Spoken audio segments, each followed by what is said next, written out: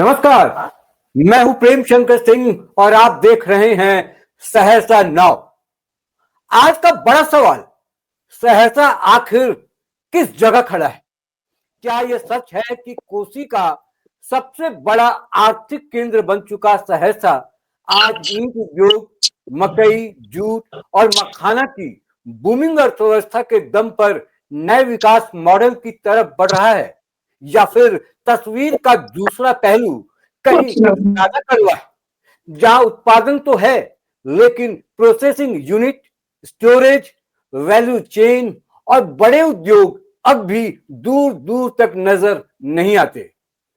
1954 में जिला बनने के बाद सहरसा को कोसी प्रमंडल का मुख्यालय तो मिल गया, लेकिन क्या मुख्यालय बनने भर से विकास पूरा हो जाता है?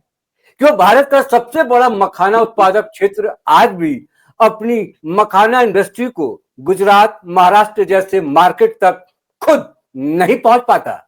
क्यों हर साल मिसमैनेजमेंट और बिचौलियों की वजह से किसान नुकसान झेलते हैं?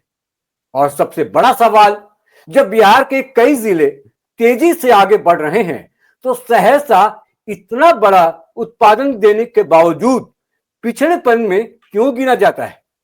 क्या योजनाएं सिर्फ कागज पर आती हैं?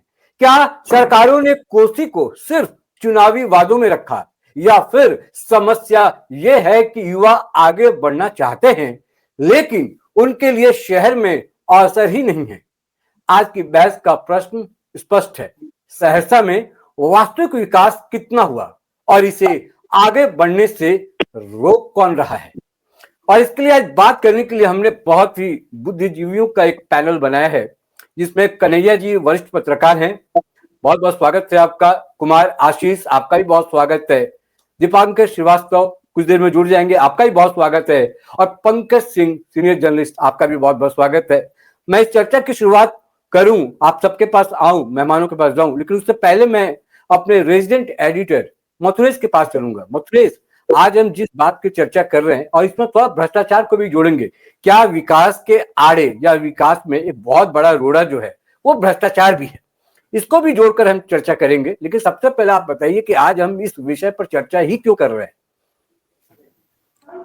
जी प्रेम जी, सहरसा नाउ ने लगातार वो मुद्दा उठाया है जो यहाँ पर आम जनों से जुड़ा हुआ है, और हम लोगों ने एक प्रोग्राम भी स्टार्ट किया है, गांव यात्रा। इसके माध्यम से हम लोग तमाम गांव के क्षेत्र में जाते हैं और वहां जो स्थिति को देखने को मिल रहा है, जो अभी भी कई ऐसे इलाके हैं जहां पर जो सुविधाएं मिलनी चाहिए वो नहीं मिल पा रही है। आपने इंडस्ट्री की बात की, बिल्कुल सही बात है। हमने मखाना जिस क्षेत्र में उत्पादन होता है उस क्षेत्र में भी गया ताकि वहां पर लोगों की क्या स्थिति है वो देखे। तो मखाना के जो किसान है जो मखाना का उत्पादन करते हैं, या फिर मछली पालक जो है, जो इस क्षेत्र का जो माना जा रहा है, या मकई का जो मक्का का जो खेती करते हैं, ऐसे किसानों से, गन्ना किसानों से भी हमने मुलाकात की है।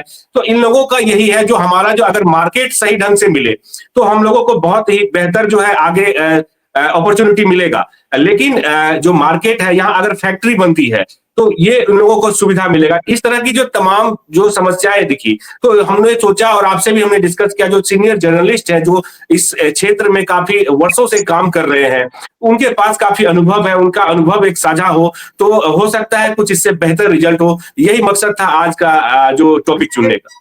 इससे मतलब कोई रास्ता निकले, क्योंकि जब हम चार लोग बैठकर बात करते हैं तो हो सकता है कि कुछ ऐसी बातें सामने निकल कर आए जिससे कि सहरसा जिस रफ्तार से आगे निकल रहा है उससे और आगे बढ़े। मैं आऊंगा पंकज जी, मैं आऊंगा कुमार आशीष आपके पास, लेकिन उससे पहले मैं कन्हैया जी के पास चलूं। कन्हैया जी, आपको क्या लगता है कि बिहार जिस तरीके से आगे बढ़ रहा है, आगे बढ़ने की बात हो रही है, काफी जिले हैं जो बढ़िया कर रहे हैं, लेकिन सहरसा अभी भी पिछले जिलों में उसकी बात आती है कि अभी सहरसा में जितना विकास होना चाहिए था वो उतना विकास नहीं हुआ है। आप कहाँ देख रहे हैं, कहाँ खड़ा है सहरसा? मेरा स्पष्ट मानना है कि यहाँ योजनाएं नहीं बन रही है ढंग से। योजनाएं बनेगी तो बहुत आगे बढ़ने की संभावना है। जैसे अभी चर्चा हो रही थी मछली उत्पादक का, मछली का बहुत बड़ा बाजार है क्योंकि कोसी का इलाका है, लेकिन फिर भी यहाँ लगभग 51 प्रजाति की मछलियां मिलती है जिसकी बहुत ज्यादा डिमांड है। लेकिन बावजूद बंगाल की मछली यहाँ आती है और उस पर बाजार चलता है। तो मछली के किसानों को के लिए योजना अगर ढंग से बने और उन लोगों को कुछ प्रश्रय मिले, सुविधा मिले, तो यह अच्छा व्यवसाय हो सकता है। उनकी दशा सुधर सकती है और बाजार को भी बहुत जबरदस्त फायदा हो सकता है। ठीक है, मैं चुनौतियों पर भी बात करूंगा, क्या क्या चुनौतियां सामने हैं, लेकिन उसके पहले पहले ये देख ले कि सहरसा किन चीजों से जूझ रहा है और कहां कहां उसको लग रहा है कि वो विकास में आगे बढ़ना तो चाहता है, लेकिन कई अवरोधक हैं। मतलब चुनाव आते हैं तो चर्चा होती है, विकास की बातें होती हैं, दावे भी होती हैं। अब जैसे नए नए विधायक बने हैं आईपी गुप्ता, वो भी कह रहे हैं कि सहरसा को हम एक गेटवे देंगे जो कि बिहार का गेटवे कहा जाएगा। कुमार आशीष, आप ये बताइए, क्या आपको लगता है कि सहरसा भी कभी बिहार का गेटवे बन सकता है? अगर बन सकता है तो किस तरीके का रोड मैप होना चाहिए? देखिए प्रेम शंकर जी, सबसे बड़ी बात जो है कि हम विकास का जो लेवल हम मापते हैं वो किस आधार पे मापते हैं। शहर का विकास केवल ऊंची इमारत या ओवरब्रिज बना देने से या चौड़ी सड़क कर देने से नहीं हो जाती है। आप अगर अच्छे शहर की परिकल्पना करते हैं तो आपको वास्तविक विकास की तरफ जाना होगा, जहाँ की आम जन का जो जीवन है उसमें सुविधा क्या मिल रही है, सुरक्षा की क्या व्यवस्था है और क्या अवसर वहां उपलब्ध हो रहे हैं। क्योंकि जब शहर का जब आप विस्तार होता है योजनाबद्ध तरीके से तो वहां पे मूलभूत सुविधाएं आती है, लेकिन सहरसा की जब हम बात करते हैं तो सहरसा का जो जो अभी जो प्रारूप है वो प्रारूप योजनाबद्ध तरीके से नहीं किया गया। अब यहाँ आबादी बढ़ी है तो समस्याएं दिख रही है, उन समस्याओं का धीरे धीरे निदान हो रहा है और उन पर काम हो रहा है। अभी आप सहरसा की जो बड़ी समस्या है, जल जमाव की समस्या है, उसको लेकर सरकार ड्रेनेज बना रही है। ड्रेनेज जब बन जाएगी और सही ढंग से बनेगी तो जल जमाव की समस्या से लोगों को मुक्ति होगी। इसके अलावा कचरा प्रबंधन बड़ी समस्या है जो कि हर आदमी उस समस्या से जूझ रहा है। इसके अलावा स्वच्छ शौचालय है, वार्डों में जल जमाव है, गंदगी है और कई समस्याएं, मूलभूत समस्याएं जिन पर की काम होना बाकी। जब उन समस्याओं पर काम होगा, आम आदमी के जीवन में जो है वो लाइफ स्टाइल में वो सुधार दिखेगा, तभी जाकर आप एक अच्छे शहर की जो है परिकल्पना कर सकते हैं। जी, पंकज जी हमारे साथ हैं। पंकज जी, आप ये बताइए कि जब हम विकास की बात करते हैं किसी भी शहर का, किसी भी राज्य का, तो उसमें दो पैमाने को हम देखते हैं। एक तो एजुकेशन बहुत जरूरी है, बिना एजुकेशन के विकास नहीं हो सकता। फिर हम जब विकास की बात करते हैं तो फिर शहरों की बात तो कर लेते हैं, लेकिन हम ग्रामीण विकास की बात नहीं करते। जबकि हमारी जो आबादी है, मैक्सिमम आबादी जो है वो गांव में बसता है, वहीं की बात हम नहीं कर लेते, शहरों की बात कर लेते हैं। तो आपको क्या लगता है कि हम अगर सहरसा जिले के विकास की अगर बात करें तो हमको कहां से शुरू करना चाहिए और किन बिंदुओं को सामने रखकर अपना एक रोड मैप बने ताकि फिर हम आगे की ओर चल पड़े? बिल्कुल सही प्रेम शंकर सर, आपका सवाल काफी सामयिक है। मैं जहां तक मेरी समझ है इस संबंध में, तो ये कोसी का जो इलाका है वो बाढ़ और सुखाड़ से प्रभावित इलाका है और एक बड़ी आबादी जो है इसको झेल रही है, न केवल आर्थिक रूप से बल्कि सामाजिक रूप से भी पिछड़ापन का शिकार हैं ऐसे लोग जो बाढ़ और सुखाड़ से प्रभावित हैं। और मैं बताना चाहूंगा कि आज की तारीख तक कोई ऐसी ठोस योजना नहीं बन सकी जो इस समस्या से लोगों को निजात दिला सके।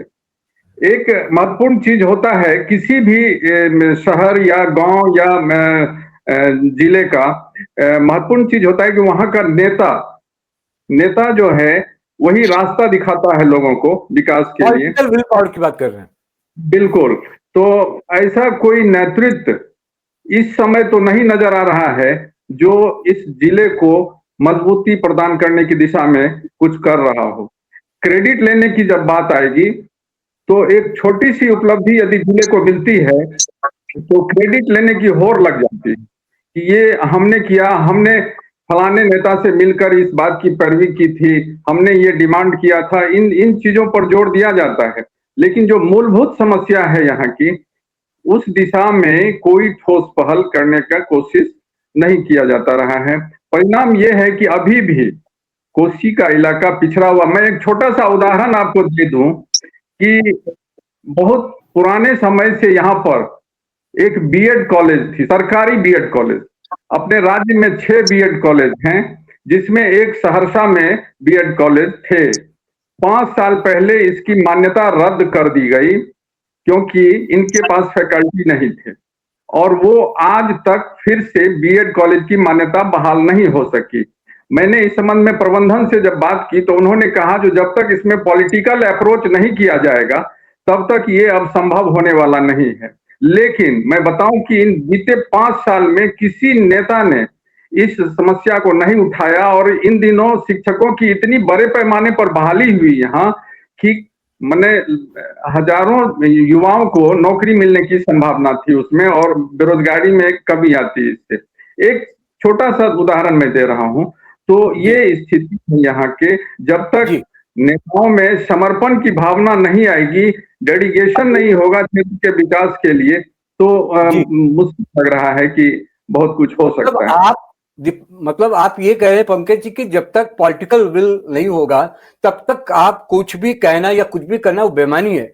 मैं दीपांकर श्रीवास्तव जी के पास आऊंगा। दीपांकर जी, जब हम विकास की बात करते हैं और हम बात कर रहे हैं सहरसा में विकास किस तरीके से हो, आजादी के इतने सालों के बाद भी सहरसा में जितना विकास होना चाहिए था उतना नहीं हुआ, बाकी जिलों का जितना विकास हुआ सहरसा का उतना विकास नहीं हुआ। मुझे लगता है कि दो बातों पर ध्यान देने की जरूरत है। एक तो एजुकेशन बहुत जरूरी है, और जब हम विकास की बात करते हैं तो विकास से पहले जो एजुकेशन है, जब तक आप शिक्षित नहीं करेंगे और बुनियादी जरूरतें जो हैं, मान लीजिए शिक्षा है, स्वास्थ्य है, सड़क है, बिजली है, पानी है, अगर ये जरूरतें जब तक आप पूरी नहीं करते हैं तब तक आप बड़े महल बना लीजिए। अब जिसकी बात कुमार आशीष कह रहे थे कि आप बड़े बड़े मंजिलों की इमारतें बना लीजिए, उससे कोई फर्क नहीं पड़ता। जब ये सब चीजें हो जाएंगी, एक सर्वांगीण विकास हो जाएगा एक व्यक्ति का, तब हम फिर बात करते हैं कि उद्योग कल कारखाने जब आए, और उसके बाद एक और विषय उससे जुड़ता है, जब विकास होगा आपके जिले का तो पलायन एक बहुत बड़ा मुद्दा है जिसको कैश तो करा लेते हैं चुनाव के समय, लेकिन जब जमीनी हकीकत जब सामने आता है, जब चर्चा होने लगती है, तब आप उस मुद्दे को गायब कर देते हैं, फिर उसकी चर्चा नहीं होती है। आप क्या सोचते हैं? प्रेम शंकर जी, मुझे जो लगता है कि मैं जो सोच रहा था वो आपने सवाल के साथ जवाब के साथ दे भी दिया और कह भी दिया। मूलतः वही सारी बातें हैं जो आपने कही है, पलायन, शिक्षा, स्वास्थ्य, बेरोजगारी, और सबसे बड़ी बात हम लोग सहरसा, मुझे लगता है कि 40-45 भागलपुर से अलग हुए, इसे कन्हैया भैया बेहतर बता पाएंगे, एग्जैक्ट मुझे याद नहीं है कितना हुआ, लेकिन सहरसा हम लोग उस समय से सहरसा के रूप में जान रहे थे। और मुझे लगता है कि आजादी के 70 साल बीतने के बाद भी यह वही सहरसा ही रह गया है। बाकी के अलग जो भी क्षेत्र हुए हमसे, आज देखिए, मैं बोलूंगा तो फिर राजनीति होगी। हालांकि पंकज जी ने कह दिया कि जिम्मेदार लोगों को आगे आना चाहिए, पॉलिटिकल चीज नेतृत्व को मजबूत होना चाहिए, बिल्कुल होना चाहिए, लेकिन जो इंफ्रा की चीजें, जो बेसिक चीजें, कुछ हम लोगों में भी सुधार की जरूरत है। आप गली मोहल्ले घूमिए, आप कह रहे हैं कि हमारा शहर विकास कर रहा है, कैसे करेगा? आप सड़क पे पानी बहा रहे हैं, सड़क पर कचरा फेंक रहे हैं। ये सब जो हम लोगों की आदतें हैं वो पहले हम लोग सुधारें। फिर आप पूरे जिले में देखिए, मैं 4-5 दिन पहले हमारे ही अखबार में एक खबर छपी थी, उसके बाद मैं गया भी उस क्षेत्र में, नवहट्टा की एक खबर थी। बच्चे असई से कोसी नदी की एक धारा पार कर फिर 3 किलोमीटर पैदल उस बालू में चलकर प्राथमिक विद्यालय जाते थे। 1 से 8 क्लास तक के बच्चे और बच्चियां। अब बताइए कि ऐसी स्थिति में हम किस चीज के विकास की अपेक्षा करें कि बच्चे नंगे पैर ठंड में कुहासे भरे में वो पैदल जा रहे हैं 5 किलोमीटर, के गांव में स्कूल नहीं है। ये किस तरह का विकास? हमारा सहरसा कैसे बढ़ेगा आगे? इसके लिए अगर नेता आगे आए तो हम लोगों को भी सोशल मीडिया छोड़कर कम से कम जमीनी तौर पे मजबूत होना होगा, एक दूसरे के साथ आवाज उठानी होगी। संगठन, सही कहा पंकज जी ने कि लोग श्रेय लेने आते हैं, लेकिन किसी काम को आगे करने के लिए सहरसा में मुझे लगता है कि ऐसे इच्छा शक्ति वाले नेतृत्व की अभी कमी है, और इसलिए हमारा शहर पीछे चला जा रहा है। जी कन्हैया जी, मैं आपके पास आऊंगा, पंकज जी और कुमार आशीष, मैं आप दोनों के पास भी आऊंगा, लेकिन मथुरेश से एक क्विक रिएक्शन लेते हैं क्योंकि ये गांव यात्रा पर हैं। और मैंने जैसा कहा था कि जब आप विकास की बात करते हैं और जो पैमाना हम बनाते हैं, वो पैमाना मथुरेश सिर्फ शहर को देख के नहीं हो सकता, गांव का विकास हो रहा है या नहीं हो रहा है। जब गांव का विकास होगा, जहां कहते हैं कि 70, 75, 80% आबादी गांव में रहती है, तो वो आबादी अगर विकास के पथ पर अग्रसर होता है तो शहरों का विकास हम कर लेंगे। आप गांव यात्रा पर हैं, आप बताइए किस तरह की तस्वीर देख रहे हैं इतने दिनों के बाद? प्रेम जी, जिस तरह से लगातार जब हम लोग गांव यात्रा पर निकले हैं, तो अभी आज की मैं बात बताऊं, जो नवट्टा इलाके में गया था, जहां पर एक संथाल के लोग, संथाल समुदाय के लोग जो है वहां रहते हैं। उसके पास में एक बड़ी सी स्कूल बनी हुई है, नया टोला करके था। वह बड़ी बड़ी बिल्डिंगें बनी हुई है, बिल्डिंग स्ट्रक्चर में कोई कमी नहीं था, किसी भी प्राइवेट स्कूल से अच्छी बिल्डिंग थी। लेकिन शिक्षकों की संख्या, अगर आज आज वहां पर थे तो प्रिंसिपल से जो बात हुई, उन्होंने कहा जो उस स्कूल में मात्र 6 शिक्षक अभी है, उसमें भी एक शिक्षक जो है छुट्टी पर है और एक शिक्षक जो है बिना बताए एब्सेंट है। यानी कि 3-4 लोग मिल करके 1 to 8 क्लास तक के बच्चे को पढ़ा रहे। तो उनका कहना है जो हम लोग कंबाइंड करके क्लास पढ़ाते हैं, वहां के जो बच्चों की स्थिति देखें तो बच्चों के पैर में चप्पल नहीं था। जैसे दीपांकर सर ने बताया, जो पैर में चप्पल नहीं था, ये हकीकत है सर। हमने आज खुद वहां पर गया हूं और मैं वहां पर खुद रिपोर्टिंग किया हूं, देखा हूं। बच्चे के पैर में चप्पल नहीं है, कुछ बच्चे चप्पल पहने हैं, कुछ बच्चे के पास, गिनती के बच्चे के पास जो है जूता है, सर पर टोपी नहीं है। मतलब ये जो प्रिंसिपल था, उनका कहना था कि पेरेंट्स को भी सजग होना पड़ेगा। दीपांकर सर ने बोला जो लोगों को भी जगना पड़ेगा। अगर अगर मान लीजिए हमारे घर के बच्चे को पढ़ना है, तो पढ़ाना है, तो उसके जो पेरेंट्स है, उस घर के जो गार्जियन है, उन्हें भी थोड़ा सजग होना पड़ेगा। सरकार मिड डे मील भी दे रही है, जो ड्रेसेस के लिए जो है पैसे भी मिल रहे हैं, इसके बावजूद भी बच्चे नहीं आ रहे हैं। क्यों नहीं आ रहे, ये एक बड़ा सवाल है सर। इसी तरह संथाल में जो है रोजगार को लेकर के है, संथाल के जो लोग यहाँ रह रहे हैं, उनके पास जो है अपनी ज्यादा जमीन कुछ नहीं है, वो सरकारी भूमि पर रहते हैं और मजदूरी ही उनका जो है एक साधन है। तो वो भी काफी, अगर सरकारी योजनाओं से जो है काफी वंचित है। तमाम जो तस्वीरें देखने को आ रही है सर, ये मतलब चौंकाने वाली तस्वीर है। सिर्फ शहर को देख करके हम जो है जिले का अंदाजा नहीं लगा सकते हैं। गांव में जब जाते हैं तो वहां एक अलग तस्वीर दिखती है सर। जी कन्हैया जी, जब विकास की बात हो रही है और विकास की जब बात हम करते हैं, तो उसमें एक बड़ा सीधा सवाल है। योजनाएं बन रही हैं, खर्चे भी हो रहे हैं, बजट भी जो है बिहार सरकार का वो लगातार बढ़ता हुआ दिखाई पड़ रहा है। जब जब बजट पेश होता है तो लगता है बजट तो बढ़ गया, योजनाएं भी बन रही है, फायदा भी हो रहा है, 10,000 रुपए इस पर तो बढ़ भी गए, सब कुछ हो गया, महिलाओं के उत्थान के लिए काम हो रहा है, सब कुछ हो रहा है। लेकिन एक ब्यूरोक्रेसी की जब बात आती है, जो अफसर हैं जिनको इम्प्लीमेंट कराना है, जिनके ऊपर ये उत्तरदायित्व है, जिम्मेदारी है, वो अपनी जिम्मेदारी कितनी बढ़िया तरीके से निभा पाते हैं? क्या वहां भ्रष्टाचार देखने को मिलता है? क्योंकि विकास की जब हम बात करते हैं और विकास में कहीं बाधा हम देख पाते हैं, तो हमको लगता है कि कहीं ना कहीं ब्यूरोक्रेसी अपना सही से काम नहीं कर पाती और वहां पर भ्रष्टाचार, करप्शन एक बहुत बड़ा सवाल है। आप अपना अनुभव बताएं, क्योंकि आप बहुत अनुभवी पत्रकार हैं, आप बहुत केसेस ऐसे देखे होंगे, बहुत अनुभव आपने शेयर भी किए होंगे। सीधी सी बात है, जिस अनुपात में सरकार का बजट बढ़ता है, उसी अनुपात में भ्रष्टाचार भी बढ़ता है। कोई भी ऐसा काम नहीं है, कोई भी कार्यालय ऐसा नहीं है जहां बिना रिश्वत दिए कोई भी काम होता है। सरकार आंकड़ा तो गिना देती है कि हम इतना आवास बनाए, इतने लोगों की आवास योजना से मंजूरी हुई, लेकिन किसी भी व्यक्ति को आवास योजना में अपना नाम पास कराने के लिए सबसे पहला चढ़ावा देना पड़ता है, नाम पास कराने के लिए। उसके बाद जब राशि मिलेगी उसके लिए अलग। अभी जो हाल में सरकार यह 10,000 रुपया दी है महिलाओं को, उस 10,000 रुपया को अकाउंट में जाने के लिए भी कई शिकायतें मिली है कि 2,000 रुपया किसी महिला को देना पड़ा, 3,000 रुपया देना पड़ा। कई खबरें ऐसे सामने आई है कि महिलाओं ने कहा कि हाँ हमको पैसा मिला है, तो क्या किए, कौन सा रोजगार किए? कहा दो बकरी खरीद लिए, उसके बाद कुछ पैसे का दरवाजे पे गड्ढा था, मिट्टी भरवा लिए। लेकिन जिस काम के लिए सरकार दी थी वह काम नहीं हुआ और भ्रष्टाचार सभी योजनाओं को काट रही है, मार रही है। विकास नहीं होने के पीछे ये बहुत बड़ा कारक है। पंकज जी, मैं आ रहा हूं आपके पास। दीपांकर जी, मैं फिर से आऊंगा आपके पास। कुमार आशीष, आप ये बताइए कि ये जो नीतिगत चीजें हैं, जो कि नैतिकता पर हम जिसको तौलते हैं, कि सरकार अपना काम कर रही है, योजनाएं लेकर आ रही हैं, इम्प्लीमेंटेशन सही तरीके से नहीं हो रहा है या होकर जिनके पास चला जा रहा है, जैसे कि ये 10,000 रुपए बांटे गए, 2 लाख रुपए तक बांटे जाने की बात हो रही है, लेकिन जिनके पास वो पैसा गया और जिस वजह से उनको पैसा दिया गया कि आप अपना विकास कीजिए, अपने परिवार का विकास कीजिए, लेकिन जिस मद में पैसा उनको दिया गया उस मद में पैसा खर्च नहीं हो गया, तो क्या खुद को भी देखने की जरूरत है, जो स्थानीय लोग हैं, या सिर्फ हम अपनी बात को सरकार और ब्यूरोक्रेसी तक ही थोप कर छोड़ दें? हमारी कोई अपनी जिम्मेदारी नहीं बनती है क्या? देखिए, सरकार कोई योजना लेकर आती है, योजना में करप्शन है कि योजना से काम हो रहा है, ये लंबे समय से एक प्रक्रिया है जो कि चली आ रही है। हम लोगों को जो मेन जो बात है, जो बात करनी है कि सरकार अगर 10,000 रुपया किसी को देती है कि रोजगार के लिए, फिर बोल रही है कि 1,90,000 रुपया और देगी। आखिर उस रुपये का वो आदमी जिसे मिल रहा है, जिस महिला को मिल रहा है, वो महिला उसका क्या करेगी? जब तक आप कौशल आधारित प्रशिक्षण उनको नहीं देंगे, तब तक उस पैसे का सही यूटिलाइज नहीं हो पाएगा।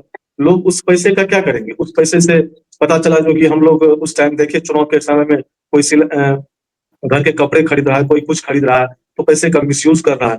जबकि सरकार को चाहिए था कि पहले उसका प्रशिक्षण हो कि जिस उद्योग में उसकी रुचि है, उस चीज के लिए उसको पैसा दिया जाए ताकि उस चीज में वो आगे बढ़ सके।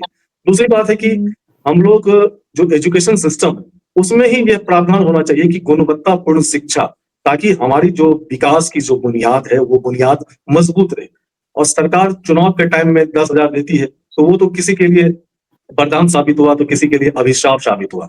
इन चीजों से आप एक लंबी दूरी जो है वो तय नहीं कर सकते। आप 5 साल तक इस पर टिके रह सकते हैं, लेकिन इससे समाज का कितना विकास हो पाएगा, ये तो अभी गर्भ में छुपा हुआ विषय है, जो कि इस पे अब क्या होना है, क्या होना। सबसे बड़ी बात है कि सरकार जब योजना लेके आती है, तो उसमें आम जनों की भागीदारी भी सुनिश्चित होनी चाहिए। क्योंकि आम जन जो है क्या, तो स्कीम आप लेके आते हैं कि हम पूरे बिहार में या सहरसा जिला में हर जगह सड़क बनाएंगे, नाला बना रहे हैं या रोड बना रहे हैं। आखिर आपको यह देखनी होगी कि किस मोहल्ले में या किस पंचायत में किस चीज की जरूरत है, वहां हमें उस चीज के लिए रूपरेखा जो है वो वहां का डीपीआर उस चीज के लिए बनना चाहिए। जबकि हम बनाते क्या है, तो सड़क बनाना है तो हर जगह बना दिए, नल का जल लगाना है तो हर जगह लगा दिए। तो उससे ना बिहार बढ़ रहा है और ना आम जन को उसका फायदा हो रहा है। दूसरी बात, आम जन की भागीदारी में इसलिए कर रहा हूँ, दीपांकर सर ने भी कहा कि हम गांव हो कि शहर, हर जगह लोग गंदगी से परेशान है, तो अतिक्रमण से परेशान है, हर जगह परेशान है। सरकार उसको लेकर बुलडोजर लेकर निकलती है, सरकार वाहवाही लूट रही है उसी अतिक्रमण को तोड़कर। आखिर हम ऐसा अवसर दे रहे हैं सरकार के सामने कि आप बुलडोजर लेके आइए, उसे तोड़िए, अपना वाहवाही लूटिए। लेकिन ये आम जन की भागीदारी है। आम जन को सोचना चाहिए कि हम पढ़े लिखे लोग हैं, हम कचरा सड़क पर फेंकते हैं, और कल एक जो पढ़ा लिखा इंसान नहीं है, जो कि स्कूल कभी गया नहीं है, वो आकर आपका कचरा साफ करता है, तो आप कैसे पढ़े लिखे हैं? आप कैसे पढ़े लिखे हैं जो आपके घर, आप बड़े बड़े डॉक्टर है, प्रोफेसर है, इंजीनियर है, और आपके घर के आगे जो है इंक्रोचमेंट आप करके बैठे हुए हैं। तो आम जन की भी जो भागीदारी है वो भी सही मायने में जब डेवलपमेंट के प्रति होगी, तभी सरकार कुछ पर आई। सरकार जब भी कोई डेवलपमेंट की योजना लेकर आती है, तो उसे वो सत्ता से जोड़ कर रखती है कि उसे अपना फायदा देखती है, अंशकालिक फायदा ज्यादा देखती है, जबकि पब्लिक को हमेशा दीर्घकालिक फायदा देखना चाहिए। लोग उसे देख नहीं रहे। अभी जो बिहार की जो स्थिति है, बिहार में जो नई सरकार बनी है, सरकार का जो एजेंडा था उसमें था जो कि हम इंक्रोचमेंट, विधि व्यवस्था, शिक्षा, रोजगार, सब कुछ। रोजगार को लेकर अभी आप क्या देख रहे हैं कि यहाँ पे सहरसा जैसे शहर में आईटी पार्क बननी चाहिए, यहाँ पर जो कि दूसरे जगह से भी लोग आते, यहाँ के जो युवा जो पढ़े लिखे हैं वो भी उसमें काम करवाते। लेकिन यहाँ जो बीटेक कर लेता है, जो बीसीए कर लेता है, उसे रोजगार के लिए बेंगलोर जाना पड़ता है, हैदराबाद जाना पड़ता है। उसमें कैसे विकास हो पाएगी? यहाँ पे आप मास्टर की नौकरी देते हैं स्कूल में, उसको आप रोजगार बता रहे हैं, जबकि कितने परसेंट लोग सरकारी सेवा में।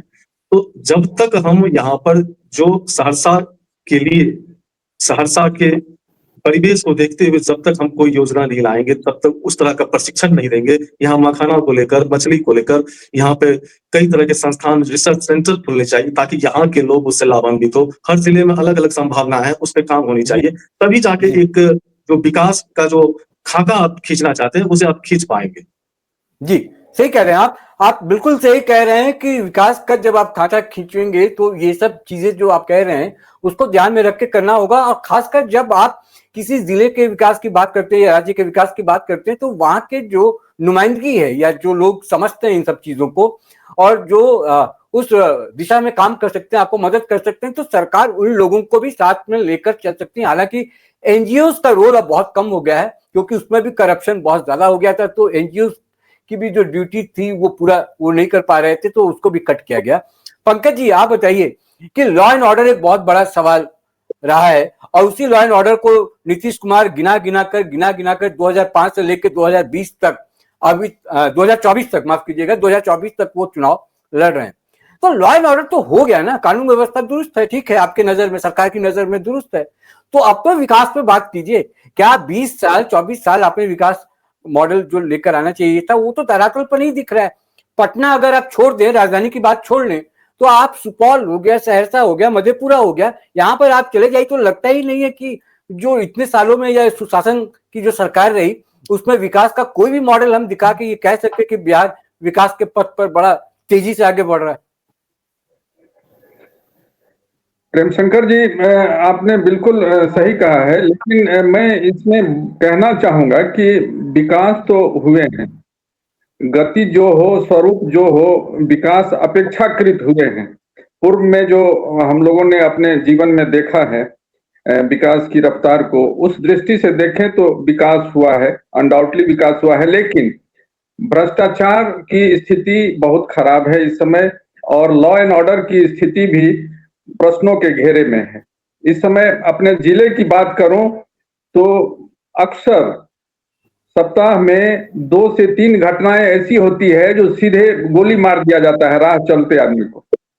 तो इस तरह की घटना हो रही है, लॉ एंड ऑर्डर पर बड़ा प्रश्न चिन्ह खड़ा हो रहा है, और भ्रष्टाचार जो है वो तो अब एक ट्रेडिशन का रूप ले लिया है। आप किसी भी ऑफिस में जाएं, किसी भी अधिकारी के पास जाएं, वो एक शेड्यूल बना हुआ है कि कहाँ कितना किसका क्या रेट है, वो सब तय सा हो गया है। डेवलपमेंट की बात करें तो आपको एक छोटा सा उदाहरण मैं देना चाहूंगा कम समय में, कि इस समय धान अधिप्राप्ति योजना एक महत्वाकांक्षी योजना है सरकार का और किसानों के लिए है। इसका एक बहुत ही शानदार उदाहरण ये है कि अभी भी जो जरूरतमंद किसान हैं, छोटे किसान हैं, वो 1500-1600 रुपये प्रति क्विंटल अपना धान बेच रहे हैं स्थानीय व्यापारी से। और जबकि सरकार की योजना पर गौर करें तो 2369 रुपया प्रति क्विंटल धान का रेट है, न्यूनतम समर्थन मूल्य, और उसका लाभ सच मायने में पूछिए तो व्यापारी उठा रहे हैं। व्यापारी किसानों के नाम पर, किसानों के रजिस्ट्रेशन पे धान की आपूर्ति व्यापारी कर रहे हैं, और जो जरूरतमंद किसान हैं वो किसान अपने धान स्थानीय व्यापारी को बेचकर आगे की गेहूं की खेती, मक्का की खेती में लगा रहे हैं। किसी के बेटी की शादी है, उस शादी में खर्च कर रहे हैं, लेकिन उनके धान उनको वास्तविक न्यूनतम समर्थन मूल्य नहीं मिल। तो योजना का बंटाधार किस तरह होता है, इसका एक बड़ा ही सुंदर उदाहरण है ये, कि सरकार योजना बनाती है लेकिन उसका इम्प्लीमेंटेशन जो है वो बहुत ही विवादों में रहता है। यदि आप कल्पना कीजिए कि 2369 रुपये और 1500-1600 रुपये के बीच अंतर कितना है, और कितना बड़ा नुकसान उन्हें हो रहा है जो इस देश का आधार स्तंभ है, किसान। जिन किसानों के नाम को ले लेकर नेताजी लोग काफी आगे बढ़ रहे हैं, उन किसानों की ये दुर्गति। प्रेमशंकर जी। जी जी, ये अब चर्चा के अंतिम चरण में चल रहे हैं। मथुरेश, मैं अब एक अंतिम आपसे ये चाहूंगा कि आप जब पूरा गांव घूम रहे हैं, सहरसा को भी आप लगातार कवर करते रहे, शहर हो या गांव, और एक आपने कार्यक्रम शुरू किया, बहुत शानदार कार्यक्रम है वो गांव यात्रा। आपको क्या लगता है कि जो सहरसा की अब तस्वीर है, चाहे वो गांव की तस्वीर हो या वो शहर की तस्वीर हो, इस तस्वीर को हम कैसे बदल सकते हैं? अगर आपके दिमाग में कुछ सुझाव हैं तो आप अपने एक्सपीरियंस के आधार पर कुछ बताएं, फिर मैं एक एक करके बाकी अपने मेहमानों के पास भी जाऊंगा। सर, हमने जब फील्ड में देखा तो कई ऐसी योजनाएं होती है जिसकी जरूरत नहीं है, उस योजनाओं को लागू किया जाता है। जैसे आशीष सर ने बताया, जो कुछ ऐसी हर एक जगह की अलग अलग कठिनाइयां होती है, उसके हिसाब से वहां की योजनाएं बननी चाहिए। हमने एक जगह देखा, वहां पर जो है सड़क नहीं है, लेकिन बीच में जो है पुल खड़ा है। वो पुल कहाँ क्यों बना है? लाखों रुपए उसमें लगे और वो पुल बन गया, उसका कोई यूज नहीं, बीच खेत में। उसके बाद ना कोई सड़क है, ना पीछे कोई सड़क है। तो ऐसी योजनाओं को अगर देखेंगे, बार बार कई जगह जो ऐसी ऐसी योजनाएं हैं जिसमें सरकार का फंड जो है वो बेकार होता है, ये जो है टैक्स का पैसा है। अगर इसी को सही ढंग से अगर ग्रामीण क्षेत्र में देखें, पंचायत लेवल पर ही अगर प्लानिंग कर लिया जाए, जो इस पंचायत में क्या जरूरतें हैं और उसी के हिसाब से प्लानिंग किया जाए, जो हमें इस पंचायत के लिए ये योजनाएं चाहिए, तो वो बेहतर हो सकता है। ये एक विकल्प है गवर्नमेंट के लिए। ठीक है कन्हैया जी, ये अंतिम सवाल आपसे है, और इस सवाल के माध्यम से मैं ये जानना चाहता हूं कि सहरसा के जो हुक्मरान हैं, बाकी तो नीतीश गवर्नमेंट जो है और राज्य स्तर पर जो काम हो रहे हैं उसको होने देते हैं, लेकिन जो जिला स्तर पर जो है, जो स्थानीय विधायक हैं, जो सांसद हैं, उनके लिए अगर मैं आपसे पूछूं कि जो अब तक हुआ सो हुआ, आगे हम कैसे बेहतर कर सकते हैं और सहरसा को कैसे बिहार के, कम से कम बिहार के मानचित्र में कैसे ऊपर ला सकते हैं, और पटना से और सहरसा की जो दूरी है उसको और कैसे पाटा जा सकता है? सीधी सी बात है कि बच्चों को शिक्षित करने का संकल्प आज से ही लेना होगा। बच्चे शिक्षित होंगे तो वे अपना अपना रास्ता खुद तय कर लेंगे, बना लेंगे, और जो अब पढ़ाई की ओर नहीं लौट सकते हैं उनको रोजगार से जोड़ना होगा, और रोजगार के लिए सरकार योजना बना ही रही है और उस पर मॉनिटरिंग करना होगा बेहतर ढंग से। नहीं तो वो महिला रोजगार योजना की तरह वह भी फ्लॉप नहीं हो जाए। हालांकि इसको हम अभी फ्लॉप नहीं कर रहे, अभी तो शुरू ही हुआ है, लेकिन उसका भविष्य भी दिख रहा है।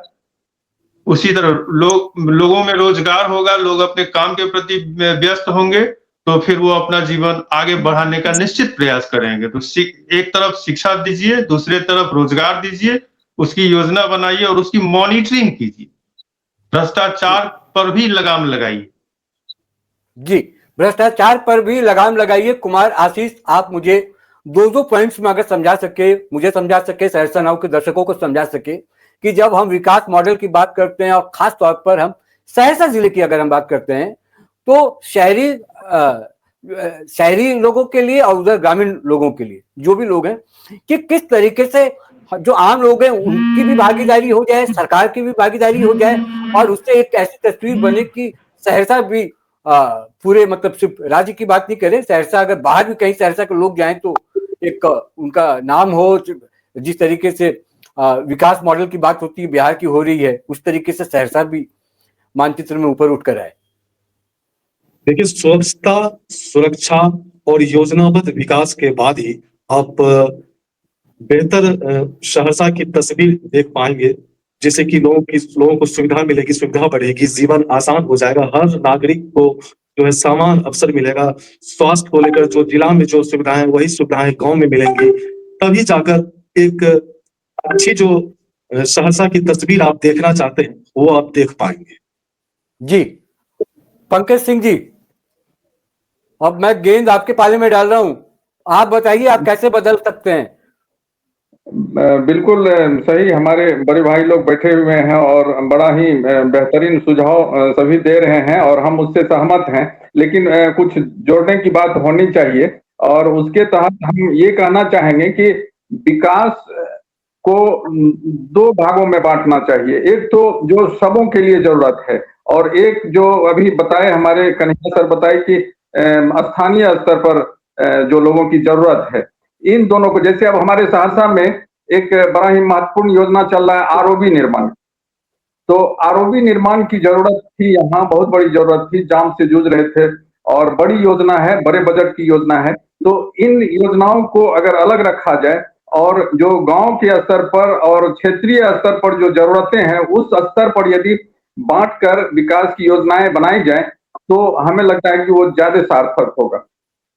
जी दीपांकर जी, मुझे ऐसा लगता है कि जो आदमी का पोटेंशियल होना चाहिए, किसी स्टेट का जो पोटेंशियल होना चाहिए या किसी जिले का पोटेंशियल होना चाहिए, उसको और बढ़ावा देना चाहिए। जैसे कि मखाना ही एक एग्जांपल ले लीजिए कि मखाना मान लीजिए कि बढ़िया उत्पादक है, ये जिला ज्यादा उत्पादन इसका करता है, तो क्या मखाना को ही एक बड़े पैमाने पर हम इसको नहीं ला सकते हैं और उनके किसानों का भला हो, उससे जिला का विकास हो, जिला का विकास होगा तो अपने आप लोगों का भी विकास होगा। क्योंकि आप पर कैपिटा इनकम की अगर बात करेंगे ना, तो जो बिहार की पर कैपिटा इनकम है और जो सहरसा की पर कैपिटा इनकम है, हालांकि सही आंकड़ा उपलब्ध नहीं है सहरसा का, लेकिन जो बिहार का है उसके मुकाबले बहुत कम है।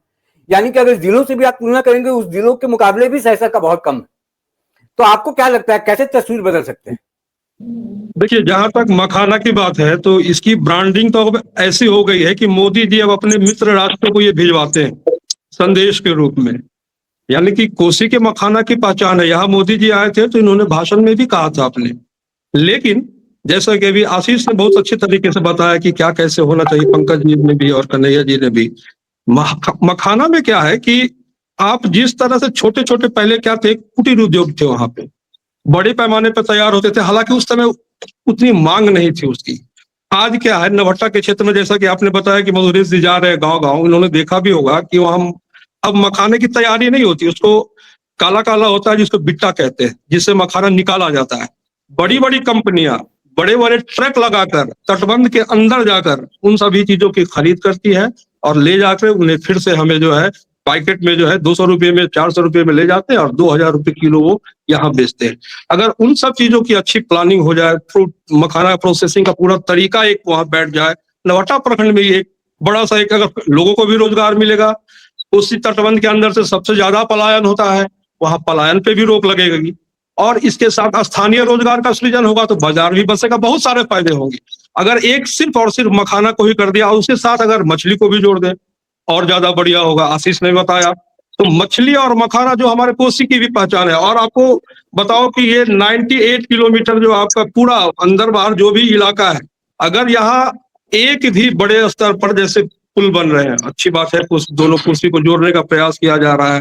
अब तो मैंने आज भी सुना है कि सुपौल के कौन सा एक है डुमरी की, कहाँ सुपौल से बरेल से भी पास हो गया है कोसी पर, अब एक और पुल वहां भी बनेगा, नितिन गडकरी जी के द्वारा बोला गया। विकास तो हो रहा है। आप जैसे मथुरेश जी जा रहे हैं गांव गांव, भले तटबंध के बाहर छोड़ दिए तो मुझे लगता है कि इन्हें कहीं सड़क पर गड्ढे नहीं मिले होंगे, हर एक गांव की कनेक्टिविटी है, ये सब चीजें हो रही है। लेकिन जिस चीज से लोगों को रोका जा सके, जिससे उनका बुनियादी विकास हो, इस पर काम नहीं हो रहा। बाकी सब कुछ हो रहा है, 10,000 हो रहा है, 250 1200 रुपया आ रहा है, सब कुछ हो रहा है, बस बुनियादी चीज पर काम नहीं हो रही है। बुनियादी चीज पे काम होगा, बस हम लोग सबका निचोड़ यही है, हम जगह दूसरे को जगाए और फिर अपने नेतृत्वकर्ता को भी जगा, उनसे मांग करें, तभी हमारा शहर सुधर सकता है। दीपांकर जी, यानी तस्वीर साफ है, सहरसा में विकास हुआ है लेकिन पूरा नहीं हुआ है। अगर पंकज सिंह की भी बात मानूं, आपकी भी बात मानूं मैं, और बाकी जो पैनल में लोग हैं उनकी भी बात मानूं, कन्हैया जी, कुमार आशीष जी की भी बात, तो सहरसा में विकास हुआ है लेकिन पूरा नहीं हुआ है। ईट उद्योग है, मखाना, मकई, जूट की जबरदस्त पैदावार हो रही है, किसानी हो रही है, लेकिन बड़ी फैक्ट्रियां नहीं है, प्रोसेसिंग यूनिट अब भी नहीं है और बाजार तक पहुंचने का मजबूत नेटवर्क नहीं है। नतीजा, किसान मेहनत करते हैं, उद्योगपति सपने तो जरूर देखते हैं, युवा पढ़ते भी हैं, लेकिन नौकरी के लिए भागते हैं। पलायन पर विस्तार से बात नहीं कर पाए, फिर कभी करेंगे। तो फिर सवाल वही है, जब सहरसा पूरे देश का मखाना खिला सकता है, पूरे देश को मखाना खिला सकता है, तो खुद ये जिला विकास क्यों नहीं छिप पा रहा है? क्या सरकारें कोसी की संभावनाओं को सिर्फ रिपोर्ट में गिनकर छोड़ देंगी, या यहाँ असली इंफ्रास्ट्रक्चर, सड़क, स्वास्थ्य, निवेश, उद्योग कभी जमीन पर उतरेगा? हालांकि फिर मैं कहूंगा सड़कें बनी है, लेकिन ग्रामीण सड़कें अभी उतनी तरीके से दिखाई नहीं पड़ती। और जनता का अंतिम और बड़ा सवाल, कब तक सहरसा इनपुट देगा और आउटपुट कोई और ले जाएगा? क्योंकि मैं टीवी से ताल्लुक रखता हूं तो इनपुट आउटपुट की बात करता हूं। कब इसे अपने हिस्से का असली विकास मिलेगा? यही बहस की असली लड़ाई है। सहरसा की तरक्की रोक कौन रहा है और जवाबदेही कौन लेगा? वो राजनेता है, वो अफसरशाही के लपेटे में है, क्या है सच्चाई, क्या है? लेकिन सच तो यही है ना कि सहरसा विकास नहीं कर पा रहा और सहरसा की जो तस्वीर बननी चाहिए तो वो तस्वीर नहीं बन पा रही। हम इन बुनियादी मुद्दों को उठाते रहेंगे, चाहे वो किसान का मुद्दा हो, सहरसा के विकास का मुद्दा हो, या शिक्षा की बात हो, या ऐसे कई मुद्दे हैं जो कि आप मेन मीडिया स्ट्रीम में वो नहीं दे पाते होंगे, उसकी चर्चा नहीं होती है। वो कॉर्पोरेट जो मुद्दे होते हैं उन पर ज्यादा केंद्रित होते हैं। लेकिन हम चाहते हैं कि ग्रामीण भारत की बात हो, ग्रामीण बिहार की बात हो, और सहरसा नाउ लगातार इस पर काम कर रहा है। हमारे रेजिडेंट एडिटर मथुरेश कुमार भी लगातार गांव यात्रा पर हैं, और गांव यात्रा से जो इनपुट निकल रहा है मथुरेश, हम लगातार उसी इनपुट पर चर्चा भी करते रहेंगे। और कन्हैया जी, पंकज सिंह जी, दीपांकर श्रीवास्तव जी और कुमार आशीष ऐसे ही हम लोग से जुड़ते रहेंगे। ऐसे मुझे मतलब आशा ही नहीं बल्कि पूर्ण भरोसा है, जुड़ते रहेंगे और अपनी जो उनके एक्सपीरियंस है वो हमसे साझा करते रहेंगे। आप लोग जुड़े, आप लोगों का बहुत बहुत धन्यवाद। फिलहाल मुझे दीजिए इजाजत, फिर किसी और मुद्दे पर मुलाकात होगी और चर्चा होगी। नमस्कार। चलिए, धन्यवाद, नमस्कार।